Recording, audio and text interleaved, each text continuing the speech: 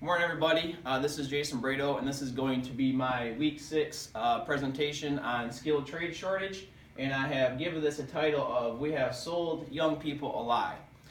The reason I titled this and chose this topic was I am in the construction industry. I have been pretty much my whole life.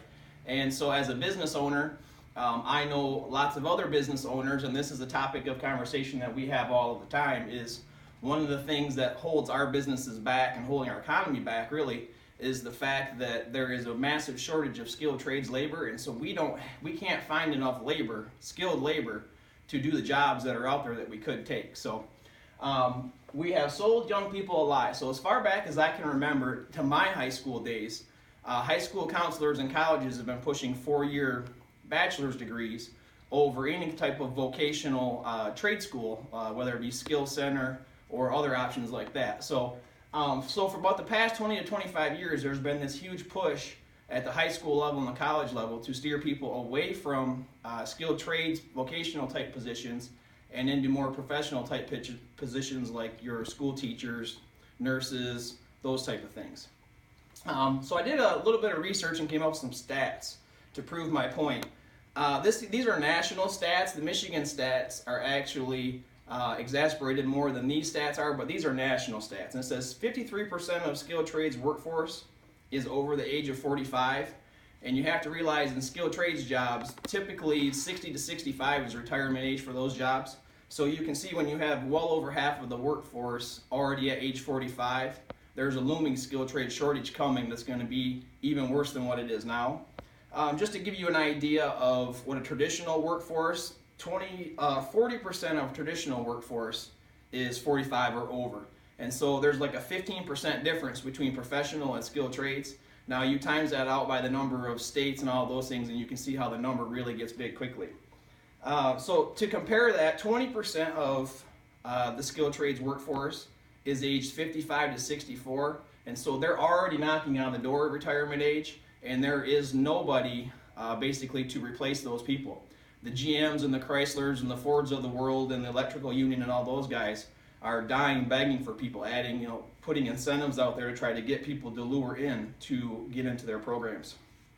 So the next slide talks about this is some of the stuff that I heard when I was young. It says, go to college, they said. It pays better, they said. This is also a lie. Any skilled trades guy that goes through a program, gets a 3-year apprenticeship, you can easily make $30, $35 an hour with good benefits and a retirement. So the fact that they say you go to college I know lots of electricians that make more money than school teachers do. So this is a lie that they've sold us to push us in the area that they wanted us to go. There will be more professional jobs than trades jobs. Again, this is false. Teachers and nurses were the two huge things that were pushed in the 90s and 2000s. Now, because of that, the skilled trade shortage is so severe that those wages are actually going up and teachers' wages are actually going down. So it's like a reverse trend kind of situation. And then the last thing here is the baby boomers are aging out of the workforce. So these are guys like my dad who worked for General Motors, worked 30 years and out.